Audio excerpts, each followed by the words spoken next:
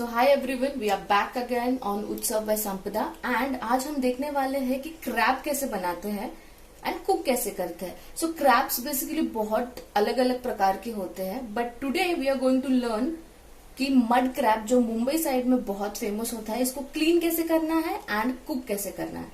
So to start off with you can see, इसको अगर मैं टर्न करूं, so it has 2 claws and these are the legs. So basically जब भी आप मार्केट में जाओगे तो ये क्लॉज जो है ये आपको थ्रेड से टाई करके मिलेंगे सो दैट ये बाइट ना करे हमें। So first what we are going to do is we are going to cut the thread,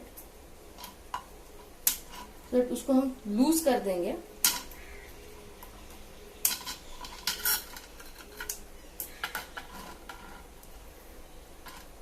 before that मैंने एक पार्ट जो आपको बताना मिस हो गया है, कभी भी आप अगर क्रैब मार्केट से लेकर आओगे सो इट इज इम्पॉर्टेंट कि आप इनको पहले डीप फ्रीज में डाल दे so that they die.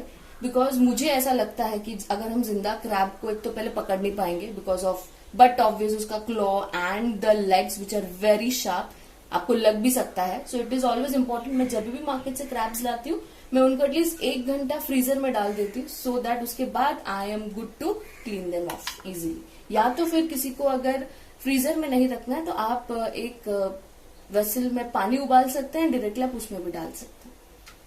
So let's start.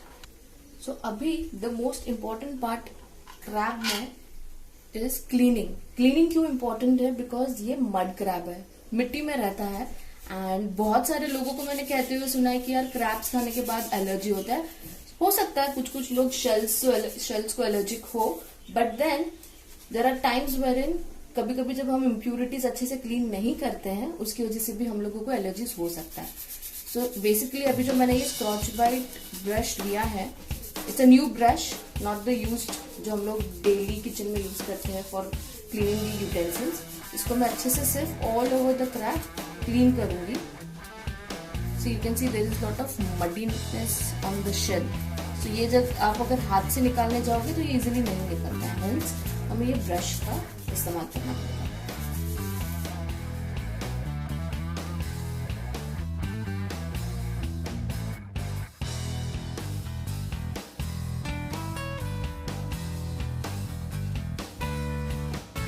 So now the first layer of cleaning is done. तो मैं बस उसको एक बार वॉश कर ले रही हूँ अच्छे से। So सेकेंड स्टेप इज कि हम लोग इसके जो लेग्स हैं एक एक करके भी स्टार्ट रिमूविंग इसकी जो लेग्स है।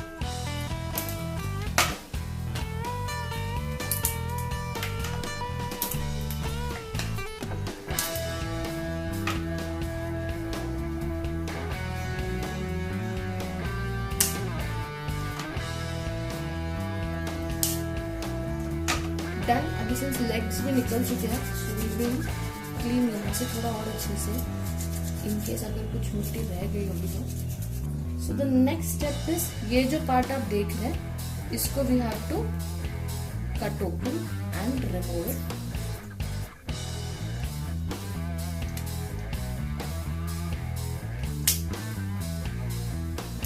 सो अभी सब लोग देख सकते हैं, we can see slightish orange kind of thing which is basically nothing but crab के अंदर जब eggs होते हैं which are really tasty to eat, so I think इस crab shell में वो eggs है। so let's find out whether it is there or not। so basically इसको open करने के लिए क्या करना पड़ेगा, यहाँ पे you can see a gap kind of a thing, so you just have to put your knife and इसको आप बस हल्के से twist करके open करेंगे। ये खुल गया हल्का सा एंड अब इसको आप हाथ से रोल करेंगे। So yes, we were right, it has a egg. These portions are very very tasty to eat. So इसको हमने अलग कर दिया इससे। Be careful with the egg because वो बहुत थोड़े से स्लाइमी एंड डेलिकेट होते हैं। सो ये जो ऊपरीला पार्ट है, so we are again going to throw it off. बहुत सारे लोग कभी कभी अगर हम होटल्स में वगैरह जाते हैं सो वी फाइंड इट कि ये क्लीन करके नहीं मिलता है properly. So these are also one of the reasons जहाँ पे हमें क्रैब कभी कभी खाने के बाद लॉट ऑफ एसिडिटी होता है या फिर people are not able to digest crab. So this portion is done basically. तो हम आते हैं अभी क्रैब शेल की तरफ. So you can see lot of slimy portion here, right? So try to remove the slimy portion. It's very slippery, so you have to be very delicate. ये करने के टाइम पे थोड़ा पेशेंस का जरूरत है. So done. We are done with cleaning of the crab. इसको भी हल्के से प्लीज इंश्योर कि जब अगर क्रैब्स में एग्स होता है तो आप नल का फोर्स कम रखिए एंड उसको हल्के से अंदर से क्लीन कर लें. सो देयर आर टाइम्स जहाँ पे आप देख सकते हो कि कभी कभी क्रैब्स ओपन होने के बाद भी अंदर बहुत सारा मिट्टी रहता है. ओके, सो हेंस इम्पोर्टेंट है कि आप क्रैब को पूरा खोल के ही खाएं. कभी कभी होता है लोग डायरेक्टली उसको खा लेते हैं, but trust me, I think ये वीडियो के बाद आपको पता चल गया रहेगा कि क्रैब के अंदर बहुत इम्प्यूरिटीज रहते हैं. सो इट इज इम्पोर्टेंट कि आप उसको ब्रेक करें एंड अच्छे से क्लीन करें.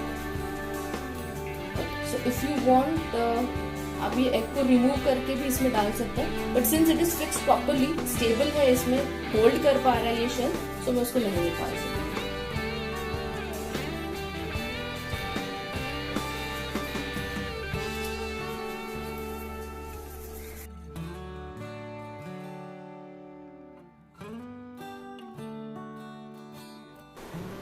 तो जब भी आप क्रैब शेल को इनसाइड से क्लीन करोगे, तो आप देख सकते हो ये साइड पे ना ब्लैकिश स्लाइमी कलर का एक फ्लूइड होता है. तो इसको हमें आप हाथ से भी निकाल सकते हो, बहुत इजीली निकल जाता है. एंड ये साइड पे भी ना देयर इज, आप देखोगे हल्का सा स्लाइमी ब्लैक पोर्शन होता है. तो इसको भी हम very easily we can remove it off. ये जो गंदगी होता है ये हमें निकालना होता है.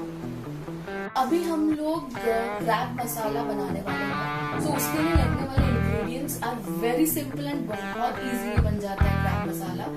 हम लोग को करी लीव्स लगेंगे 5 to 6, 2 चॉप्ड ऑनियंस मैंने रखे हुए, रफली चॉप किए, ऐसे बारीकी से नहीं, रफली चॉप. 8 to 10 गार्लिक लिया और जिंजर का मैंने क्रश करके रखा हुआ है यहाँ पे. तो पहले हम स्टार्ट करते हैं बनाना. मैंने कढ़ाई को हीट करने को स्टार्ट किया है.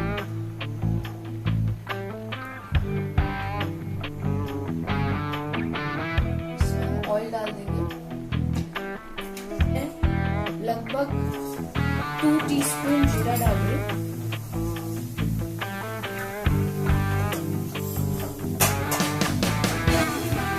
थोड़ा सा हींग, 2 क्लव्स एंड ब्लैक पेपर.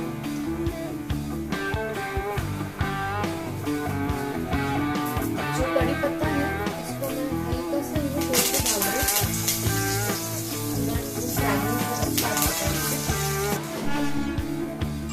मैंने 1 छोटा स्टिक सिनेमन लिया, 2 बे लीफ लिया, इसको भी मैं हल्का सा रफली तोड़ के डाल रही हूँ इसमें. नेक्स्ट हमारे जो हमने गार्लिक और जिंजर क्रश करके रखा हुआ है डालेंगे इसमें.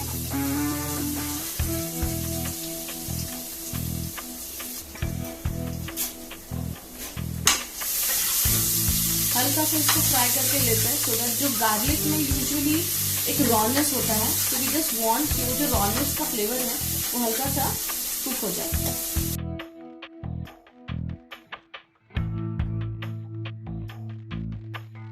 सो गाइस, जब तक हमारे ऑनियंस कुक हो रहे हैं, इसमें एक बहुत स्पेशल मिक्सचर जाने वाला है. ये मिक्सचर आप देख सकते हो, इसमें मैंने सूखा हुआ 2 नारियल लिया हुआ है, उसके बाद 2 ऑनियंस लिए हैं. इसको हल्के से मैंने पहले तो गैस पे कुक करके लिया हुआ है. काला नहीं करना है, उसको जलाना नहीं, हल्का सा ब्राउन करना है दोनों को, सूखे हुए नारियल को भी और ऑनियंस को भी. इसके बाद इसमें मैंने थोड़ी सी कोरिएंडर डाली है, 5 to 6 गार्लिक के क्लव्स डाले हैं और जिंजर डाला है. आप चाहिए तो इसमें हल्का सा नमक और गरम मसाला भी डाल सकते हैं. तो आप देख सकते हो ऑनियंस अभी हल्के से सॉफ्ट हो चुके हैं. जैसे ये सॉफ्ट होना स्टार्ट करेंगे, इसमें हम कोरिएंडर पाउडर डालेंगे अराउंड 2 टीस्पून.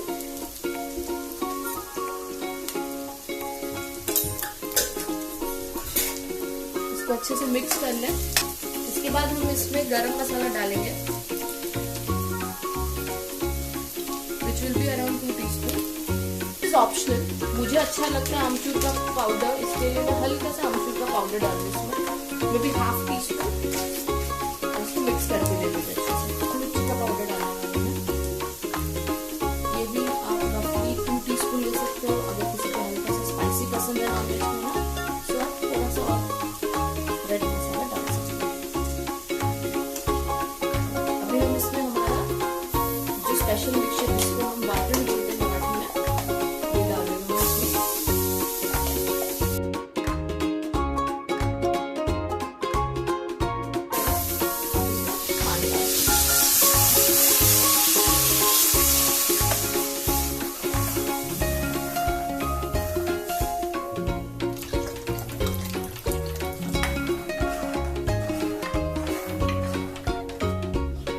क्रैब्स जो हमने पहले क्लीन करके रखे हुए हैं, सो ये हम अभी हमारे जो मिक्सचर ग्रेवी है उसमें डाल देंगे। क्रैब्स एंड नॉनवेज फिश, जितने भी मैंने नॉनवेज के डिशेस बनाए हैं अभी तक, मैं यूजुअली प्रशांत दादा से लेकर आती हूँ। प्रशांत दादा यूजुअली उरन में स्टे करते हैं and he helps us getting fresh fish from the boat directly to us. So thank you Prashant dada for this amazing fresh seafood. So please note, जब आप क्रैब डाल रहे हो you don't have to immediately उसको हिलाना नहीं है, आपको उसको सिर्फ हल्के से ग्रेवी में छोड़ देना, वरना जो ये एग वाला मिक्सचर है वो ग्रेवी में मिक्स हो जाएगा एंड ये हमें खाने नहीं मिलेगा। सो जस्ट हल्के से इनिशियल लेवल पे इसको सिर्फ आपको प्लेस करना है।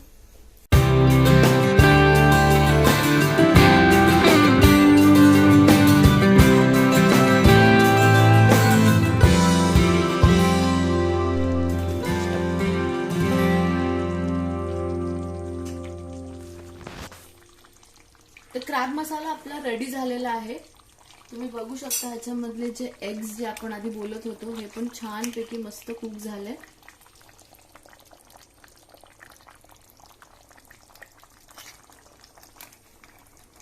ह्याच्यामध्ये आपण आता वरून फक्त थोडंसं मीठ टाकूया चवीनुसार and then we are good to go.